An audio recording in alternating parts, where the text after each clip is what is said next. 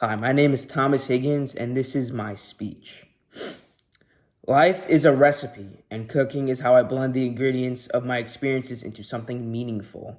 Cooking is a universal activity that brings people together, and by sharing my love for cooking, I hope to inspire your own culinary adventure and deepen your appreciation for the love of cooking and the food you enjoy every day. Today, I want to share with you the journey of how cooking has become one of my top passions, focusing on the person who taught me this skill and how their influence has shaped my life. Over the past 12 years, I learned many techniques and skills that I use in my everyday life. Um, I want to explore the early stages of my cooking journey and introduce you to my mentor, most importantly.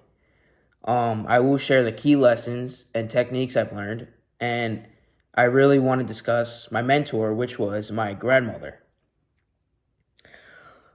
Before I really even considered cooking as a hobby, me and my grandmother would always make like ice cream after dinner when she used to babysit me. So it really started off when I was super young, but I really didn't fall in love in cooking, like actually cooking, till I was about like 8 years old, and she was like the forefront of me starting how to cook.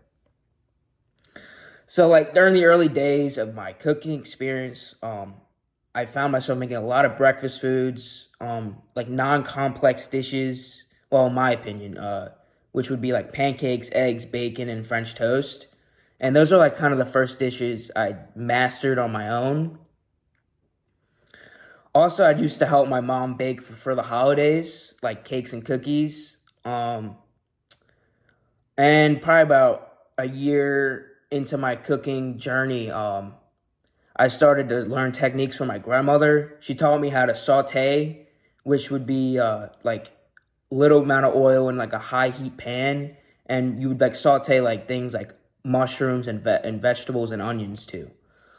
Um, which was probably leads next into knife skills. Probably about when I was like 9 years old, I learned how to like start cutting things. First thing I remember cutting was a cucumber with my grandmother. She taught me like the motions and techniques on how to use a knife. And yeah, over the time, I really improved on my skills. I always used to be very careful with sharp items like knives and stuff like that. But what really kind of kind of shocked everything was that I moved from New York to North Carolina in like 2015 when I was like 10. And it was tough because I didn't see my grandmother like every weekend. I really didn't see her at all.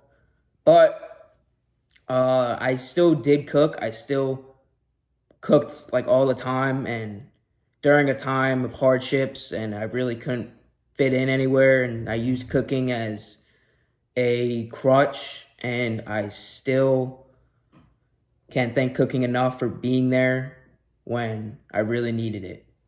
Um, so as the years rolled on, um, I learned how to make more complex dishes like risotto, lo mein, and like shrimp too.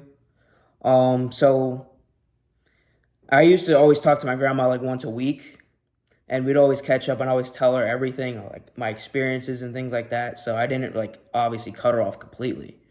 But in the summer of 2018, my grandparents moved to Delaware. I remember maybe after like settled in, me and my dad went up to visit them. Me and my grandma got to bond again. We made dinner. I impressed her with a lot of my knife skills and techniques. Um, and we made that night like pulled pork and mac and cheese and salads and stuff like that. So it was pretty fun. But in 2019, I got to experience my first cooking camp. I went to an overnight cooking camp in Georgia called MasterChef, similar to the television show, but it was like mostly like it was all for kids and like kids learning how to cook and kind of yeah, you know what I mean. So like we learned how to cook and just kind of bonded with each other. It was pretty cool. Um, Oh, in my time there, I learned dishes like how to make creme brulees and homemade pasta, and honed my knife skills and sautéing techniques too. So then in 2020, when the pandemic was really going on, my grandmother's health declined. In August of 2020, we went up and visited them in Delaware. I remember maybe we made crab cakes and with a side salad that night. I really didn't know that would be the last time I'd be cooking with her. That she passed away later, later that year in 2020. Still, um, I still don't. I mean, to this day, I still cook. I don't cook as much as I used to, um, but I still remain very passionate with it. I'm currently mastering how to cook steak, which has probably been my favorite dish to cook. Um, it really means a lot to me still, and she cooking meant a lot to me, just kind of like my grandmother does. And I dedicate everything that I make to her. She was always super important to me. She taught me everything I knew. And yeah, I hope that my story has inspired you to reflect on your own passions and the people you have that have influenced you. Whether it's cooking or another activity, think about the experiences and mentors that have shaped your journey. Cooking is more than just preparing food, in my opinion. It's about creating memories and honoring those who helped us along the way.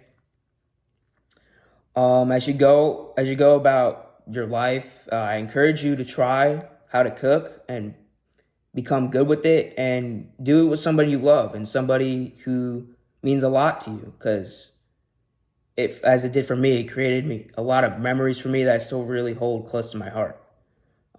Just wanted you to remember that life is like a recipe, and it's up to you guys to blend the ingredients of our experiences into something meaningful. Thank you.